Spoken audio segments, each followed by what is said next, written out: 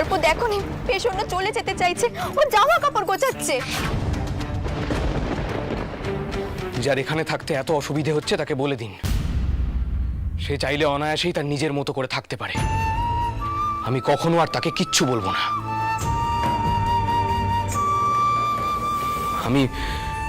আমি বাইরে একখানা ঘরে থাকবো।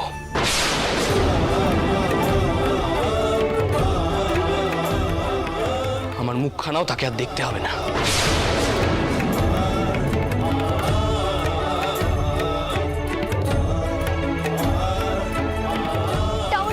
ঠাকুরপো শোনো একটিবার, ঠাকুরপো। বোঠান বোঠান বোঠান, ভূপালের কি হলো বলুন দেখি? ও এই সময় হলন করে বেরিয়ে গেল কেন? এত রেগে গেছে কেন ভূপাল? ঠাকুরপো, তুমি ভূপাল ঠাকুরপোকে একটিবার পেরিয়ে আনো নে। আমি পেছনের কাছে তাকছি। আসলে ভূপাল ঠাকুরপো পেছনের ওপর খুব রেগে গেছে। বুঝতেই তো পারছো, দুজনেই ছেলে মানুষ, কাকে কি কইব কও দেখি। যাও নে ঠাকুরপো, একটিবার পেরিয়ে আনো নে।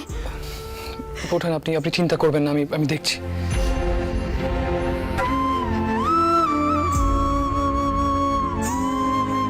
মুখপুরি, যে কাজ তুই ভালো ভাবছিস সে কাজ কারোর জন্য ভালো নয়। আর তাছাড়া ঠাকুরপো তো সমানে চেষ্টা করছে মানিয়ে নেওয়ার।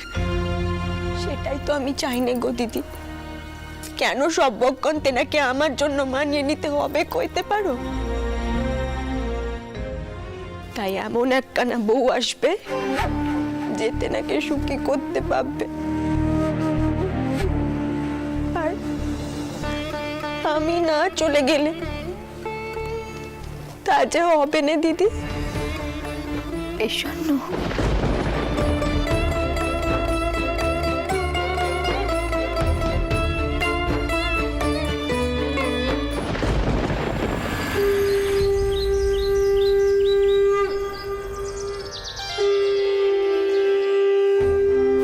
আসুন রানীমা, আসুন।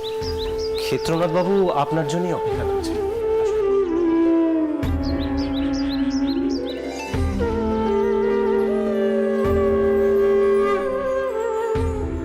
তোমার ছোট ঠাকুর কৈবর্ত মন্দিরের প্রসাদ গ্রহণ করেন না, কথাটা মনে রেখো।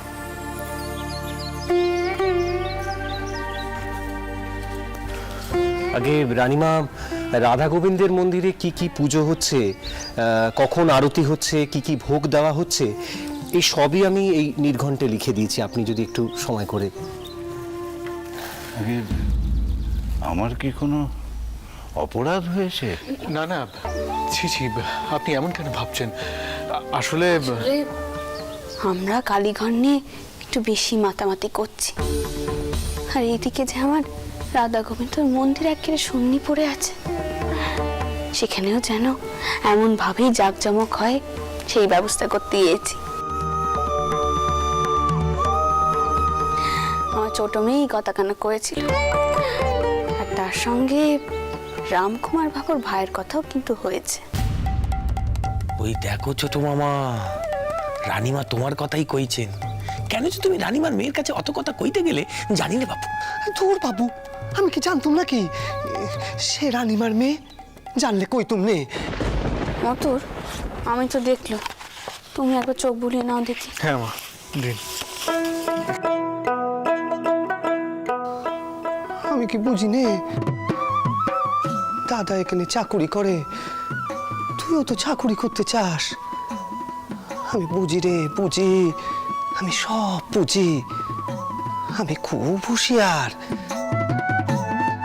তবে তবে কথা কইতে গেলে কে জানে আমাকে দিয়ে সব সত্যি কথাগুলো কইয়ে নেয়। তবে আর কি, সামলাও এখন।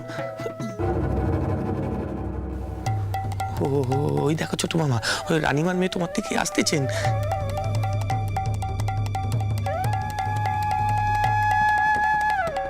এতে কিছু নাড়ু আছে। আমাকে তো এখানে সবাই কয়েছে যে তুমি নাকি এই মন্দিরের কিছু গ্রহণ করনে, কিন্তু আমার যে গোপালকে নাড়ু দিতে বড় স্বাদ হলো, তাই আনলুম।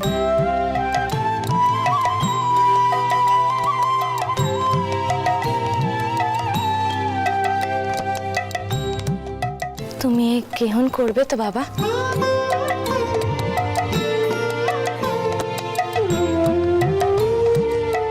এই দেখো দেখি, তোমাকে মা কয়েছি তো।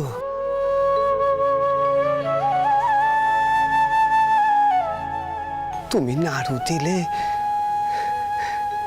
না করি কেমন করে?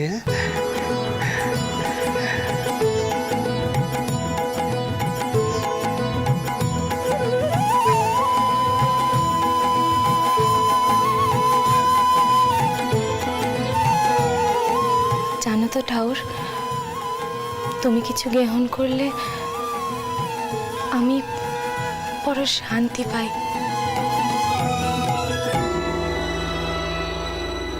কিন্তু কিন্তু কেন যে এমনটা হয় তা আমি কইতে পারবো না।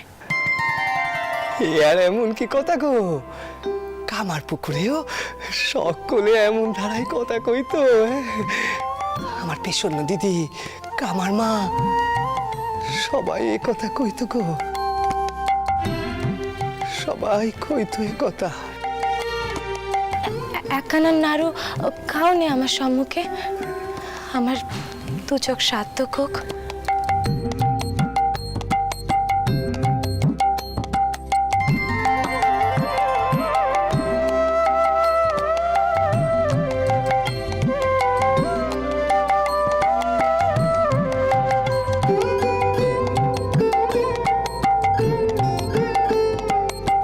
বাবা বাবা, বেশ বেশ বেশ হয়েছে, বেশ হয়েছে। আমি মাকে কয়েছি, তুমি ঠিক যেমনটা কয়েছিলে রাধা গোবিন্দের মন্দিরে তা আয়োজন করা হচ্ছে। তোমার মনে আর কোনো কেদ থাকবে না।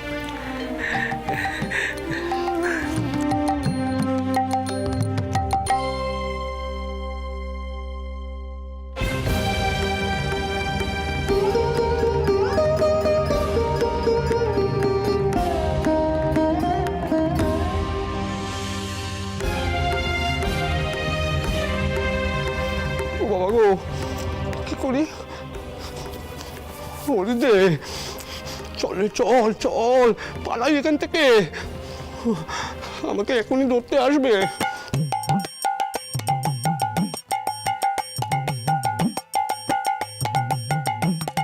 মা হাসি গো, সেজু বাবু দেখতেছে, হাসি। ওরে চল চল।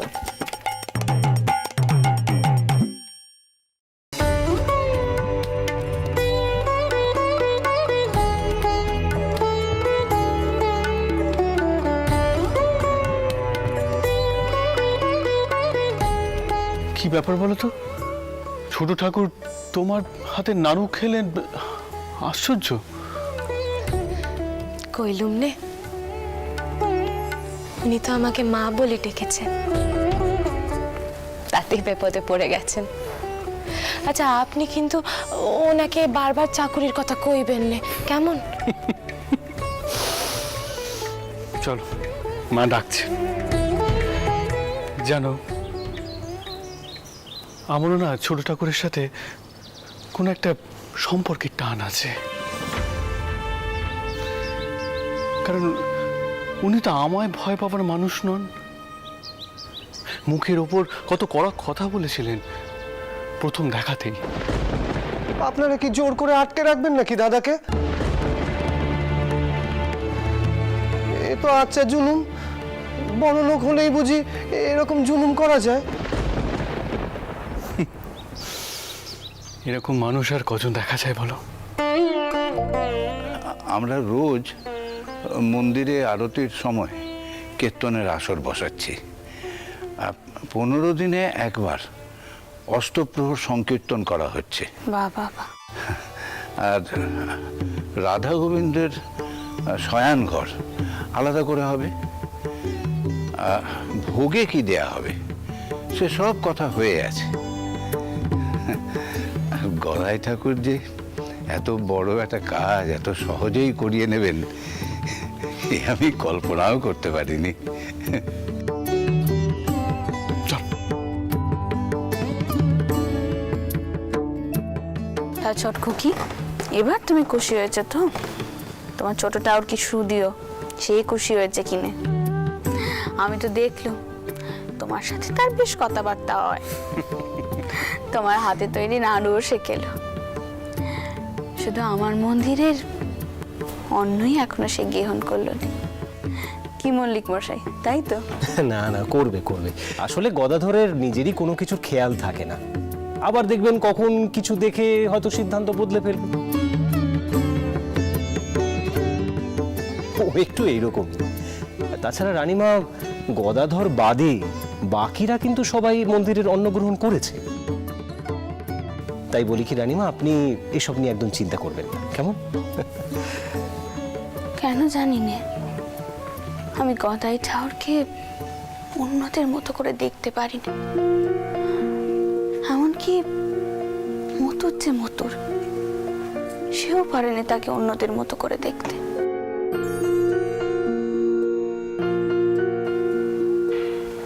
রামকুমার বাবুর ভাইয়ের মধ্যে কোনো একখানা খামতা তো আছেই।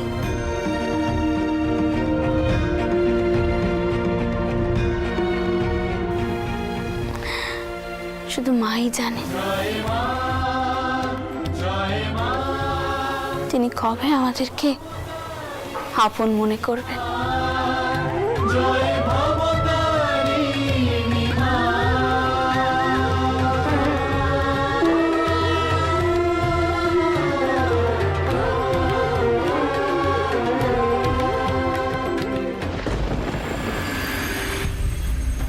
আপনার পান।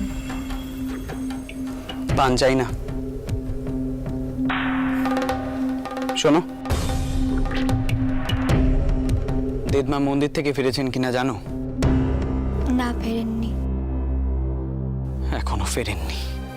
সারাক্ষণ খালি মন্দির মন্দির এই করি দিদমা সব বর্ষ যাবে। যাগে, বাবা মশাই বাড়িতে আছেন তো? সকাল সকাল বেরিয়ে গেছেন। বাহ, আমার কথা তো দেখছি কারোর মাথাতেই নেই। আজ দিদমার থেকে বাবা মশাইয়ের মূলধন চাওয়ার কথা ছিল আমার কারবারের জন্য। কত টাকা জোগাড় হলো না হলো এই সমস্ত কিছু তো আমাকে খুড়দাদুকে বলতে হবে। কমলা, তুমি বরং গিয়ে দেখো বাবা মশাই কোথায় গেছেন।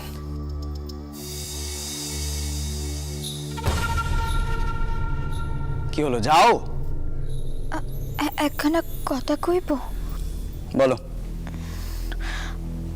আপনি যে বাবা মশাইকে দিয়ে মূলধন চাওয়াচ্ছেন, আপনি পারবেন তো কারবার করতে? তার মানে কি বলতে চাইছো কি তুমি? সত্যি কথা কইব, আমি ভরসা পাচ্ছি না। খুড়ো দাদু যে ভালো মানুষ নন তা তো বাড়ির সকলেই জানেন। তার সাথে কারবার, আপনি এতগুলো টাকা বাবা মশাইকে দিয়ে চাওয়াচ্ছেন, তারপর যদি কারবার না জমে তখন বাবা মশাইয়ের মুখখানা কোথায় যাবে, কোন দিকে?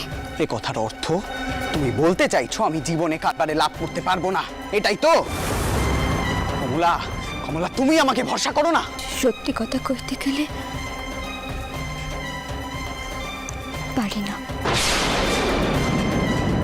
কি?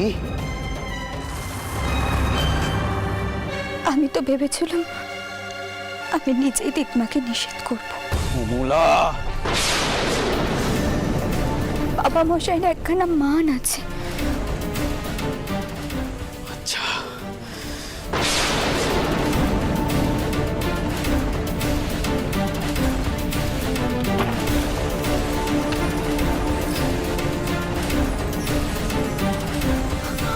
আপনি কি করছেন? কি দাঁড়ান, থামুন আপনি। চলো আমার সাথে। থামুন, কি করছেন আপনি? আপনি দাঁড়ান। শুনতে নিয়ে কি করছেন আপনি? আমি তো আপনার ভালোর জন্যই কথাগুলো করেছিলাম। নিচে নামো। মহিন, কি করছিস? কি হচ্ছে? কি হচ্ছে? কি হ্যাঁ মহিন, যদু গোপাল কোথায়? তোরা শিগগিরই আয়। কি হচ্ছে বাপ? এমন কেন করছিস তুই? মা, একটা কথা তোমায় স্পষ্ট করে জানিয়ে দিচ্ছি, কমলা এ সংসারে আর থাকবে না। কমলা থাকলে আমি থাকবো না। মহেন দাদা, এসব তুমি কি বলছো মৌঠনের ব্যাপারে? তোর মাথার একেবারে গেছে নাকি? মহেন দাদা, দিদমা যদি এই কথাগুলো শুনতে পায় কি ভাববেন একবার ভেবে দেখেছো? মাসিমণি, আমার মনে হয় তোমার মহেন দাদাকে এবার কিছু বলা উচিত। গোপাল, আর একটাও কথা বলবি না তুই। যে দিদমার নজরে পড়ে গেছিস, কারবারের সমস্ত কাজকর্মে দিদমা তোকে ডাকেন, তাই এত বড় বড় কথা বলতে পারছিস, তাই না? আর মা, কমলা চায় না আমি কারবার করে নাম কিনি। সে এইসব নিয়ে অনেক বড় বড় কথা বলেছে। সেও বলেছে সে নাকি দিদমাকে বারণ করবে আমায় টাকা দিতে। এ কি শুনছি আমি ময়নের মুখে? তুমি স্ত্রী হয়ে তোমার স্বামীর কল্যাণ চাও না? এ কোন মেয়েকে আমি আমার ব্যাটার বউ করে এনেছি? তোমাদের পরিষ্কার করে একটা কথা জানিয়ে দিচ্ছি, আজ এই মুহূর্তে আমি কমলাকে ত্যাগ করলাম।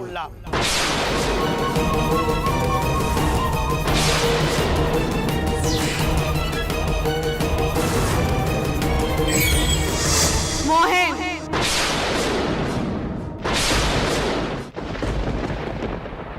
কি কইলে তুমি বড়নাথ বউকে? মা মা তুমি মহেনকে এখন কিছু কইও না, ওর মাথা ঠিক। আমি তো তোমাকে কিছু শুধোচ্ছি মহেন। কি কইলে তুমি বড়নাথ বউকে? দিদমা, যে বউ তার স্বামীর উন্নতি চায় না, যে বউ তার স্বামীকে শ্রদ্ধা করে না, এমন বউয়ের সাথে আমার সংসার করা সম্ভব নয়। মহেন্দ্র,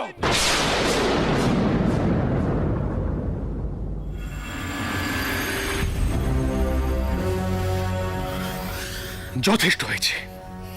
নেহাত তোমার বাবা মশাইকে আমি শ্রদ্ধা করি, তাই তোমার আসল রূপ তোমার দিদিমার সামনে বলিনি আমি। কিন্তু এখন দেখছি মা, আপনি জানেন উদ্ঘাটনের আগে আমি যখন ছয়নি জমিদারের মহলে যাই তখন কাকে দেখি? মহেন্দ্রকে।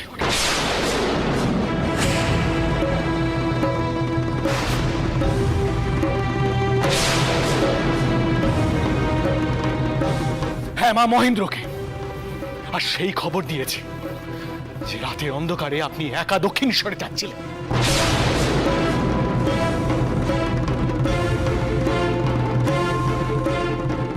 অবশ্য আমি জানি না কে তাকে এই কাজ করতে বলেছে, সম্ভবত খুড়ো মশাই, যিনি তাকে কারবারে নিয়েছে।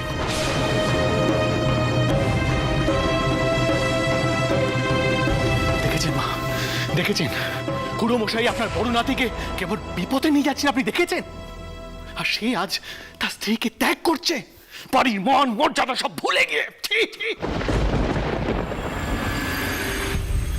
কেন মেশোবাবু, এই সমস্ত কিছুর মধ্যে আপনি খুড়ো দাদুকে কেন জড়াচ্ছেন? তার দোষটা কোথায়? সে আমাকে তার কারবারের অংশ করেছে, এই কি তার দোষ? হ্যাঁ মানছি, আমি সেদিন ছোয়ানি জমিদার বাবুর মহলে আমি গেছিলাম, কিন্তু কারবার নিয়ে কথা বলতে। আর সে রাতে আমি জানতাম না যে দিদমা দক্ষিণেশ্বরের উদ্দেশ্যে রওনা দিয়েছে। আপনি মাকে শুধোতে পারেন, আমি ঘুমোচ্ছিলাম। মা তুমি বলো। হ্যাঁ মহেন ঠিক কথাই কইছে মতুর বাবু, আমরা ঘুমিয়ে পড়েছিলাম। আপনি কেন সকলের সামনে মহেনকে ভাবে মিছে বদনাম দিচ্ছেন? বড়দিদি, আপনি এখনো মহেন্দ্রকে আড়াল করবেন? তাহলে আমার সত্যিই কিছু বলার নেই।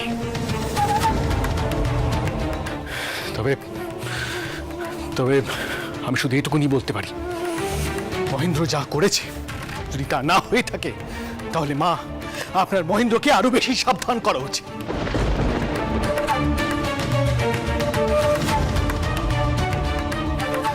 আর বড়দিদি, আমার ছেলে যদি তার স্ত্রীকে আজকে এমন ব্যবহার করতো তার সাথে, তাহলে আমি তাকে ত্যাগ করতাম।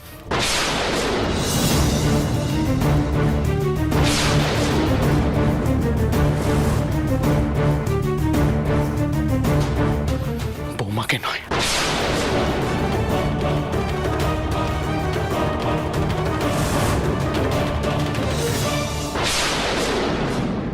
মা তুমি আমার কথাটা বিশ্বাস করো, আমি মহেন্দ্রর মা হয়ে বলছি, ও এমন কোনো কাজ করবে না যাতে তোমার ক্ষতি হয়। মা তুমি বিশ্বাস করো, ওকে মিছে বদনাম দেওয়া হচ্ছে।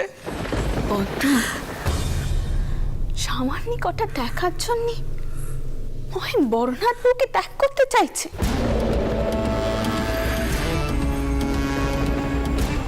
ও কি ভেবেছে ওকে ত্যাগ দিলেই ও টাকা কটা পেয়ে যাবে? শোনো মহেন্দ্র, আমি তোমাকে এখনই টাকা দিচ্ছি, কিন্তু কমলাও এই বাড়িতে থাকবে, তবে তোমার বউ হিসেবে নয়, আমার সংসারের নৌকি হিসেবে। ও তোমার মহলের দিকে একবারও যাবে না।